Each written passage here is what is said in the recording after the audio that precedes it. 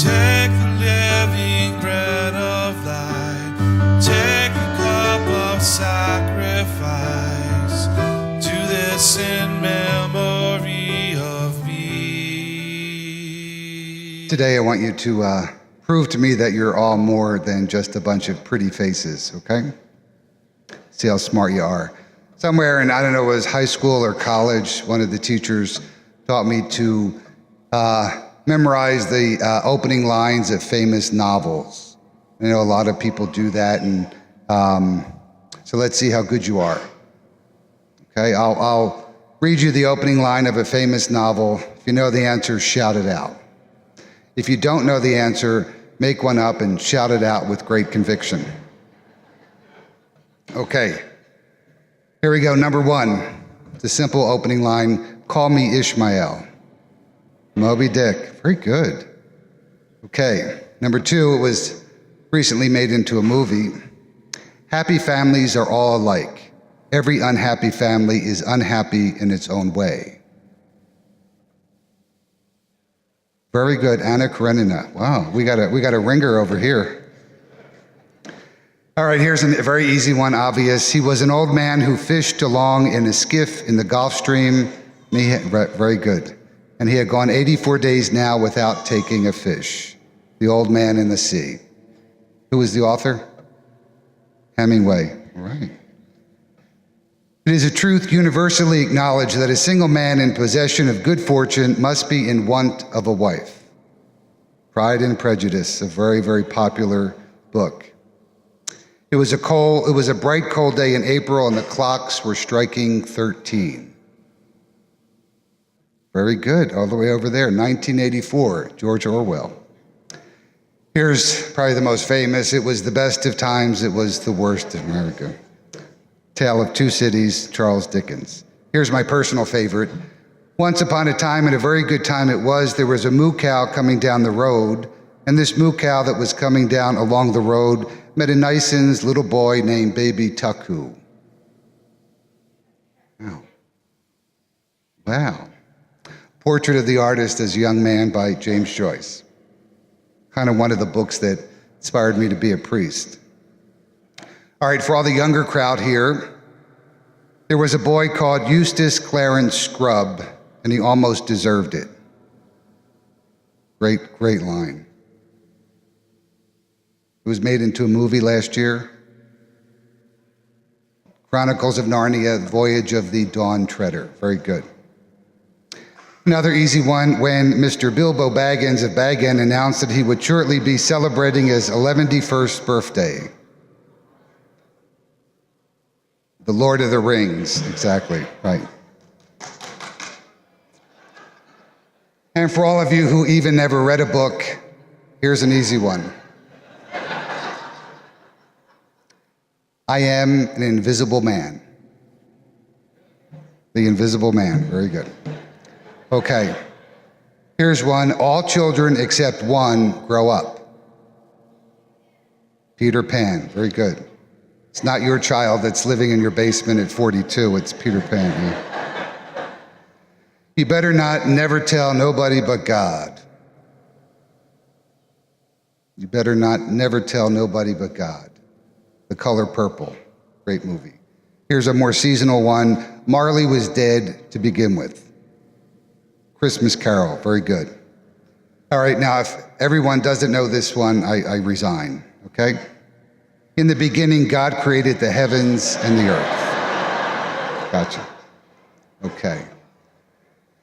Well, all of that was to say that today, the gospel gives us the opening line of the Gospel of Mark. He simply puts it this way, the beginning of the gospel of Jesus Christ, Son of God.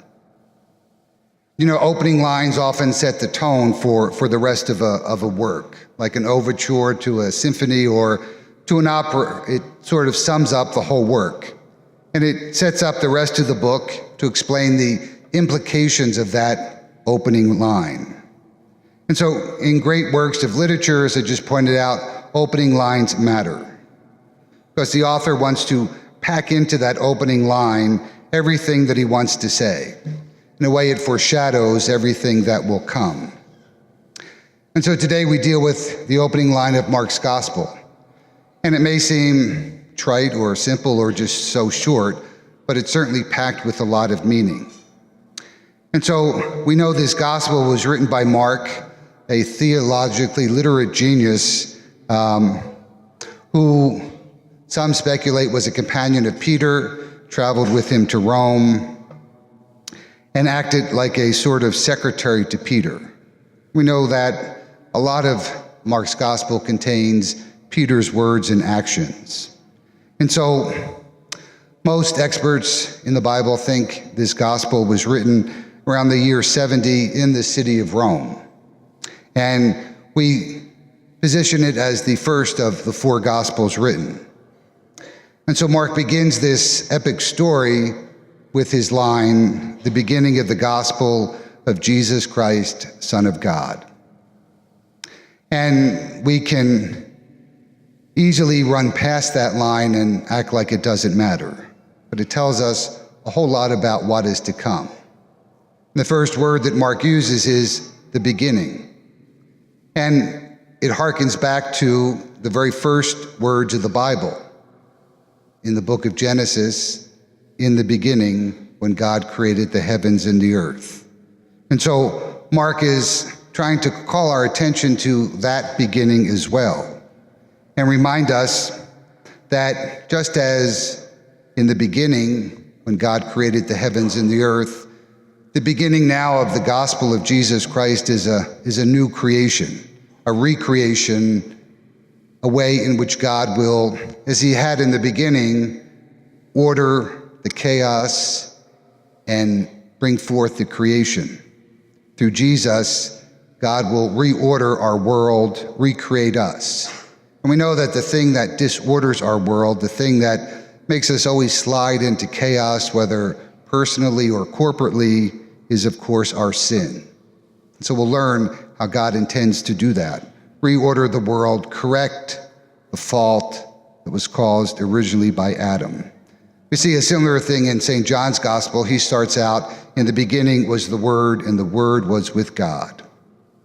So both Mark and John invoke that same biblical image to show us in Jesus Christ a new creation will in fact reorder God's creation that has descended back into the chaos because of our sin. So it's a new beginning, but the beginning of what? As Mark tells us, the gospel of Jesus Christ. And he uses that word evangelion in Greek. We get the word evangelist, evangelical from. We translate it as gospel, but it's also translating as glad tidings.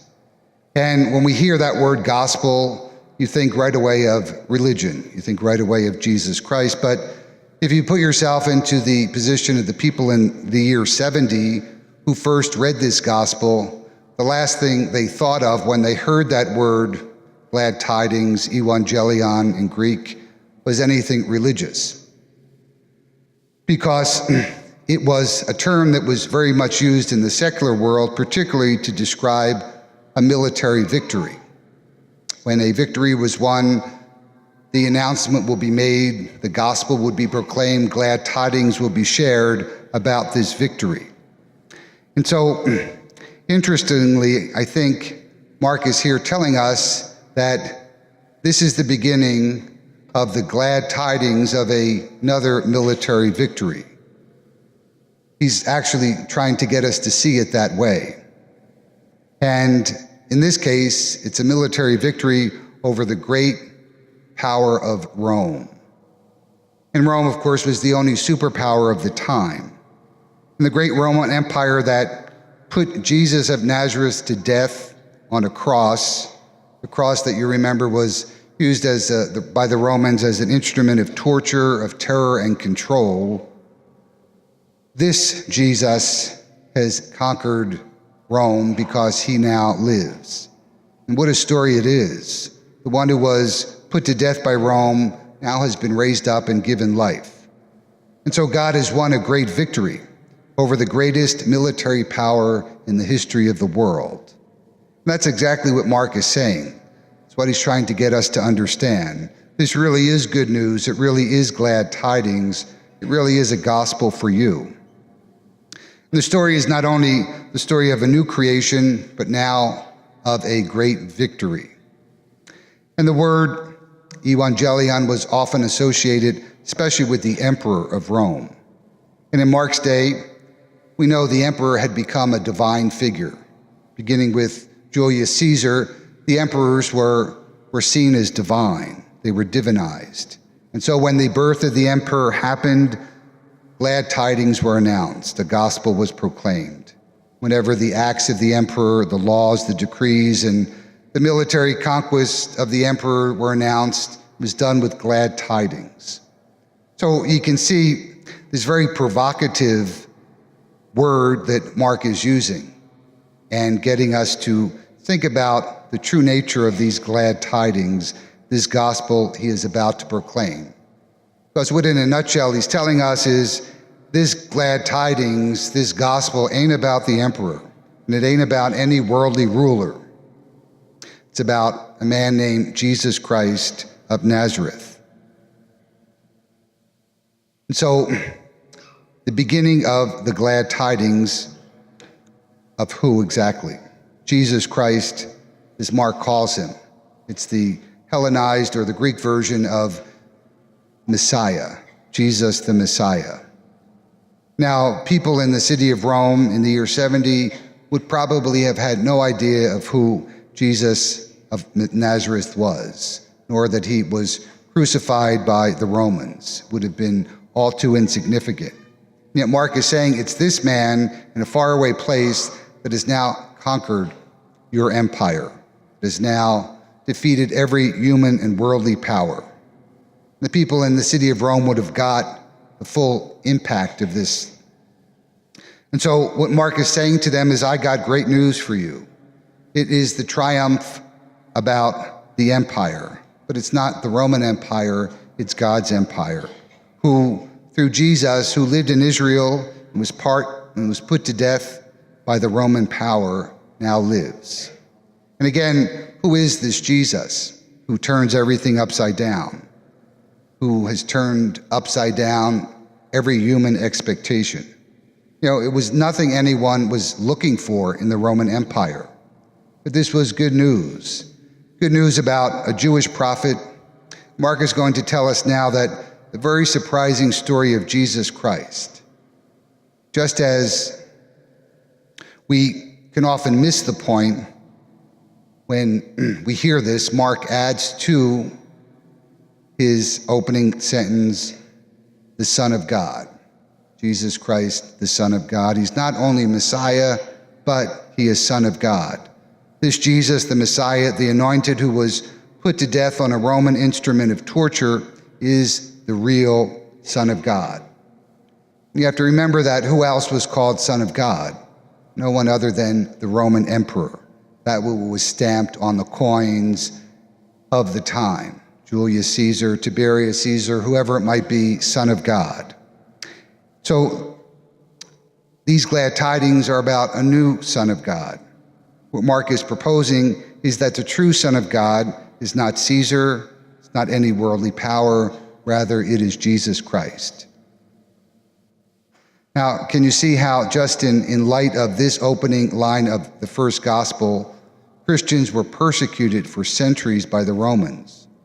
You know, the Romans didn't take this message lightly. The world didn't misunderstand its implications. It understood it fully well. They saw how deeply challenging this was. And that's why they persecuted the first Christians. That's why they threw them to the lions. It's why they imprisoned them. It's why Peter was ultimately killed in the city of Rome. They knew a new power was being announced, and they were threatened by it. Now, 2,000 years later, galvanized by these same words, we too announce this new power to the world.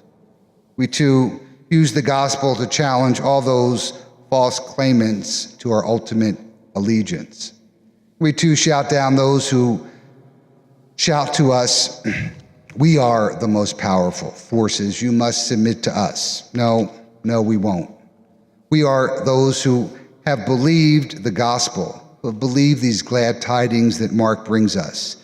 This is what the good news is all about. It is a military victory won by this new Lord, the new leader who is Jesus the crucified. He is the Son of God. He's the center of our lives. He's the one power that ultimately really matters. Every other power will fade, but his power will remain forever. So the opening line, like so many great opening lines, sums up not only the gospel Mark is about to tell, but it really sums up the entire future history of the human family. It's the story of a subversive power that changed history and still changes history.